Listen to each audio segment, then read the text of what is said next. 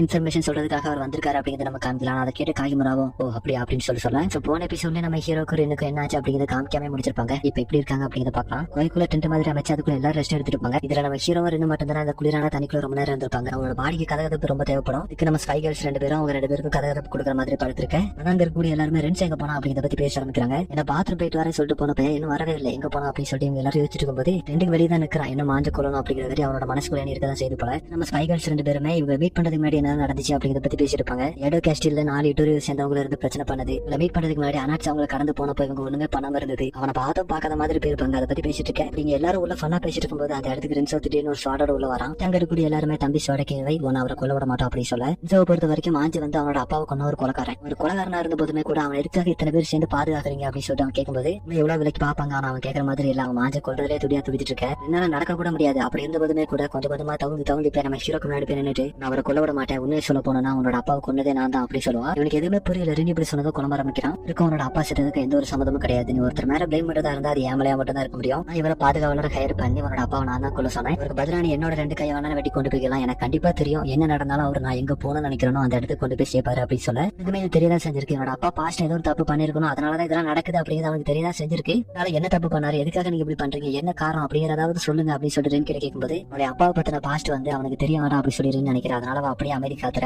உண்மை இல்லாம நம்ம ஹீரோ உடனே வெட்டலாம் சொல்லி வருவான். அந்த இடத்துல மகிழ்ச்சி வந்து நம்ம ஹீரோ காப்பாத்த பெரிய சைலன்ஸ் கொஞ்ச நேரம் கழிச்சு அவனை எப்படியே கன்வின்ஸ் பண்ணி சைடு படுக்க வச்சிருக்காங்க. மகிழ்ச்சி ரென் கிட்ட வந்து நீ எந்த விஷயத்தையும் அவன்கிட்ட சொல்லாம இருக்கனால அது வந்து எதையும் தீர்க்க போறதே கிடையாது, அதை பத்தி தெரிஞ்சுக்கிறதா நல்லது. ரென்சோ கிட்டவே உட்காந்து அவனோட அப்பா பத்தின பாஸ்ட் எல்லாத்தையுமே சொல்ல ஆரம்பிக்கிறான். அபயமா குரூப் வெளியே தனியா பிரிஞ்சு போயிட்டு வந்தல அங்கே நடக்குது அப்படி சொல்லி பார்த்தோம்னா குரூப்ல வந்து அபயமாவோட வயசா கோச்சி அப்படின்னு ஒரு தாத்தா உண்டு. அபயமா வந்து தனியா ஏதோ ஒரு காரணத்துக்காண்டி அனுப்பி விட்டுருப்பாரு. பின்னாடி வந்து சாம்பரேசா கேட்கறாங்க எதுக்காக அவரை மட்டும் தனியா அனுப்பிவிடுங்க அப்படின்னு சொல்லி கேட்க அனுப்பிவிட்ட இடத்துக்கிட்ட தான் ஒரு வாழ்ந்த மலையானது இருக்குது. அந்த இடத்துக்குள்ள யாராட்டும் வந்தாங்கன்னா திருக்கூட திரும்ப முடியாது, ஒரு சிங்கத்தோட கோட்டைக்குள்ள மற்றவங்க வந்த மாதிரி அப்படி சொல்ல இந்த தாத்தாவுமே அவரோட சொந்த ஊருக்குள்ள போய் யாரோ ஒருத்தர் மீட் பண்றாரு. அவரை மீட் பண்ணி ஏதோ ஒன்று சொல்றாரு. பட் என்ன அப்படிங்கிறது நமக்கு புரியல. இதுக்கு அடுத்த சீனே அந்த தாத்தாவை ஹபாக்கி அந்த வில்லேஜ்ல வச்சு பிடிச்சு வச்சிருக்காரு. இருக்கிறவங்கள இது வந்து ஏதாவது ஒரு ட்ராப்பா இருக்கும், ஏன்னா இந்த அளவுக்கு ஈஸியா அவனை மாட்ட மாட்டான் அப்படின்ற மாதிரி பேசிட்டு இருக்கும்போது குரூப்ல ஒரு மீசுகிற இருப்பாரு. நான் யாரு கிட்ட எங்கேயாவது போனா அவனை போய் பாத்துருவாங்க அப்படின்னு சொல்லி கிளம்பும்போது நாயமரோட போன நானும் அவர் கூட சேர்த்து போறேன் அப்படின்னு சொல்லிட்டு அவளை வாலண்டியர் பண்ணிக்கிறா. பொண்ணு கேட்கிறாளே அப்படின்னு சொல்லிட்டு அவர் அனுப்பி வைக்கிறாரு. அதுக்கடுத்து அவங்க 2 பேரும் அப்படி ஒரு மாதிரி பேசிக்கிட்டே நடந்து போயிட்டு இருக்கேன். ஆக்சுவலி அவங்க அந்த வில்லேஜ்ல பிடிச்சது வந்து தாத்தா கிடையாது. அந்த தாத்தா யாரோ ஒருத்தர் பேசினார்ல ஒரு ஆளை செட் பண்ணி அவர் தான் இட்டரியோ அப்படின்ற மாதிரி பிடிக்க வச்சிருப்பாங்க. இப்ப இவங்க 2 பேரும் அந்த வில்லேஜோட எல்லை நோக்கி தான் நடந்து வந்துட்டு இருப்பாங்க. அப்படி நடந்து வந்துட்டு இருக்கும்போது ஒரு 6 பேர் அந்த தாத்தாவை கூட்டு போறத பாக்குறா. கிட்ட இருந்து ஆள் ஆட் பண்ண 2 பேரும் அவங்களை ஃபாலோ பண்ணிட்டு போக ஆரம்பிக்கிறாங்க. 2 பேரும் அவங்களை ஃபாலோ பண்ணிட்டு போகும்போது அந்த தாத்தா ஒரு காட்டுக்குள்ள எடுத்துட்டு போறத பாக்குறாங்க. இவங்களும் கொஞ்சம் கொஞ்சமா உள்ள போக ஆரம்பிக்க 2 சைடு மாத்தி மாத்தி தாக்குதல் நடத்தப்படுது. இந்த காட்டுக்குள்ளே நிறைய ட்ராப் செட் பண்ணி வச்சிருக்காங்க. அது மட்டும் இல்லாம ஒரு 6 பேரும் தாத்தா கூட்டு போனாங்க. அவங்களுமே அவரோட ஆட்கள் தான். இப்படி இவங்களோட ஆட்களை கொண்டுட்டு கொஞ்சம் கொஞ்சமா அவங்களோட ட்ராப்பையும் தாண்டி இவங்க 2 பேரும் உள்ள போக ஆரம்பிக்க கடைசியில இவங்க டீம்ல 2 பேர் மட்டும் தான் இருப்பாங்க. அந்த சைடு அந்த தாத்தா மட்டும் தான் உயிரோட இருக்காரு. ஆனா இனிமே இவங்களால கண்டுபிடிக்க முடியல. அந்த காட்டுக்குள்ள இவங்க கிட்டதான் எங்கே இருக்காரு அப்படிங்கிறது உங்களுக்கு தெரியுது. பட் சவுண்ட் மட்டும் கேட்க அவர் பேசுறாரு. பட் அவர் எங்க இருந்து பேசுறாரு அப்படிங்கிறது தெரியாது. சோ கொஞ்சம் கொஞ்சமா இவங்களை அந்த காட்டை அலசி தேடிட்டு இருக்கேன். கூட ஒருத்தர் வந்தார்ல அவர் அவங்க டீம் சேர்ந்து 2 பேரும் ஒரு மரத்துல கட்டி போட்டுறத பாக்குறாரு. 2 பேரும் என்ன சாகலான மயக்கத்துல அந்த மரத்துல கட்டி போட்டுருக்க மாதிரி தெரியுது. என்னடா ஆச்சு அப்படின்னு சொல்லி விரும்பி பார்க்கும்போது அவங்க கிட்டே ஒரு பானையில ஏதோ ஒன்று கலந்து வச்சிருக்காங்க. அதை போய் மோந்து பாப்பாரு. அதை மோப்பம் பிடிச்ச உடனே அவரோட தலை வந்து ஒரு மாதிரி கிருகிரு வர ஆரம்பிக்குது. பனியில கடந்து பொருள் ஆரம்பிக்கிறாரு. அப்போ அந்த இடத்துக்கு தாத்தா கொஞ்சம் கொஞ்சமா நடந்து வர ஆரம்பிக்கிறாரு. வந்து ஒரு வகையான கெமிக்கல் நம்மளோட பிரீத்திங் இருக்குல்ல அதை வந்து கம்மி பண்ணி விட்டுருமா. இவங்க எல்லாரும் மலையில தான் இருக்காங்க. அப்படி இருக்கும்போது அங்கேயே காத்து கம்மியா தான் இருக்கும். இந்த தாத்தா இப்படி பிளான் பண்ணி ஒரு வேலையை பார்த்து விட்டுட்டு அங்க அவன் மயக்கத்துல இருப்பான். தாத்தாவும் அக்குப்பஞ்சர் பண்ணக்கூடிய 3 நீர் எடுத்து அவன் மேல விட்டு கொண்டுலாம் அப்படி சொல்லி பாப்பாரு. எனக்கு பெயினே இல்லாத ஒரு டெத் உனக்கு தரண்டா அப்படின்னு சொல்லிட்டு அவர் எரியும் போது அவனோட லாஸ்ட் பிரீத்தை யூஸ் பண்ணி எந்திரிச்சு உன்னை கொல்லாம விட மாட்டேன் அப்படின்னு அவன் மேல ஒரு கன் ஷாட் விட்டான். இங்க அவரை கொண்டுட்டோம் அப்படி ஒரு நிமிடத்துல இங்க இறந்து போக. ஆனா அந்த தாத்தா சாகவே இல்ல. இதுல ஏதோ கம்பி மாதிரி ஏதோ கெட்டி வச்சிருக்காரு. அதுல அந்த புல்லட் பட்டு அவர் அந்த இடத்துல உயிர் பழைக்க இந்த தாத்தா இவங்க கூட வந்து எல்லாரும் தனியா இருந்து கொண்டதை பார்க்க மரியாக்கு வந்து இங்க என்ன பண்றது அப்படிங்கிறது தெரியல.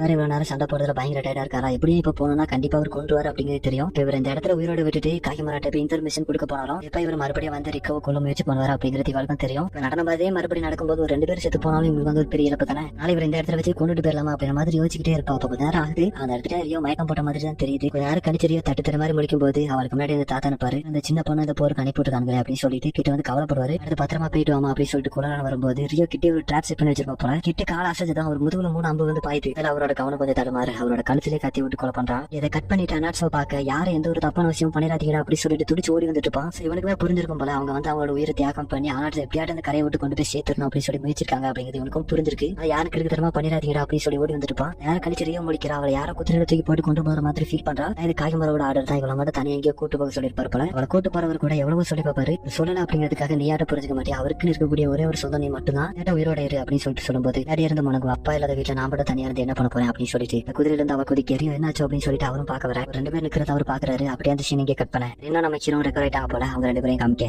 கீழே விழுந்த போது 2 பேர் கிட்ட இருந்தாங்கன்னு சொன்னால அது யாரும் சொல்லி பார்த்தா கிச்சியை ஹைக்கிறேன் தான் அவங்க கிட்ட ரியோ ஒப்படைச்சிட்டு அவர் அந்த இடத்த விட்டு கிளம்ப ஆரம்பிக்கிறாரு. இதே சமயத்துல காயமராக்கு ஒரு நியூஸ் வருது, என்ன 10 பேர் மட்டும் தான் இத்துறையில வச்சிருக்காங்க அப்படி சொல்லிட்டு ஒரு நியூஸ் வர அவரும் அந்த நியூஸ் கேட்டு வச்சிருக்கேன். 3 நாள்ல அவங்க எல்லாருமே போட்டு தள்ளுறதுதான் எங்களோட பிளான். என்ன பண்ண போறாரு இப்ப என்னன்னா அபயாமா தலைமையில ஒரு குரூப் தனியா பிரிஞ்சு போயிருந்தது. அந்த குரூப்ல அபயாமா உட்பட எல்லாருமே கீச்சி ஹைக்கிறேன் உதவி மூலமா வெட்டி வீசுறாங்க. காய்மராக்கு கீச்சி ஹைக்கிறேன் இவங்க 2 பேரும் எப்போ வந்து சேர்ந்தாங்க அப்படிங்கிறது தெரியாது. சோ எல்லா பிரச்சனையும் முடிஞ்ச பிறகு கூப்பிட்டு வச்சு கேட்கறாரு, இதுதான் எல்லாம் கொடுத்து விடுவிச்சு அனுப்பியாச்சு, அப்புறம் எதுக்கு இங்க வந்து இப்படி பண்ணிட்டு இருக்கீங்க அப்படின்னு சொல்லி கேட்க, இது நாங்களா விருப்பப்பட்டு தான் வந்தோம் அப்படி சொல்ல. சோ அவராலையுமே ஒண்ணுமே சொல்ல முடியல. என்னமோ பண்ணிருப்பாங்க அப்படின்னு சொல்லிட்டு அடுத்து பிளான் போட ஆரம்பிக்கிறாங்க. அனாச்சு போகிறதா இருக்கக்கூடிய அந்த போட்டுக்கிட்டே அவங்க எல்லாரும் வந்துட்டாங்க. இப்ப அங்க வச்சு என்ன சொல்றாருன்னா, இருக்கக்கூடிய குட்ஸ் கேரி பண்ணி கொண்டு போகக்கூடிய ஷிப்பெல்லாம் அவங்க யூஸ் பண்ணுவாங்க அப்படிங்கிறது நமக்கு தெரியல. அதுல இருக்கக்கூடிய பொருளெல்லாம் இவங்க இறக்கி வச்சாதான் அந்த இடத்த விட்டு இவங்களால சீக்கிரமா போக முடியும் அப்படின்னு சொல்லிட்டு நம்ம வந்து கிட்ட இருக்கவங்களுக்கு எல்லாம் சந்தேகமா இருக்கு. இந்த குட்ஸ் கேரி பண்ணி கொண்டு போகக்கூடிய ஷிப் வழியா அவங்க போறதா இல்லன்னா கண்டிப்பா பிரைவேட் ஷிப் வழியா தான் போயிருக்கணும் அப்படின்னு அவங்க ஆல்ரெடி போயிட்டாங்க அப்படின்ற மாதிரி கேள்வி கேட்க, அப்படி நடக்கிறதுக்கு வாய்ப்பே இல்லை. அந்த பொருளெல்லாம் கீழே இறக்கி வச்சிருக்காங்க கப்பல்ல இருந்து. இருக்கிறது நார்மல் லேபர் அப்படின்னு கூட நீங்க பார்க்க வேண்டாம், அங்க இருக்கக்கூடிய எல்லாரையும் வெட்டி வீசுங்க அப்படின்னு சொல்லி ஒரு ஆர்டர் கொடுப்பாரா. கிட்ட இருக்கவங்க எல்லாம் ஃபர்ஸ்ட் யோசிப்பாங்க நார்மலா ஒர்க் பண்ணக்கூடிய ஒர்க்கர்ஸ் கொள்ளணும் அப்படின்னு. ஆனா அவர் ஆர்டர் கொடுத்தாரு அப்படிங்கிறதுக்காக அங்க போய் எல்லாரையும் வெட்டி வீச ஆரம்பிக்கிறாங்க.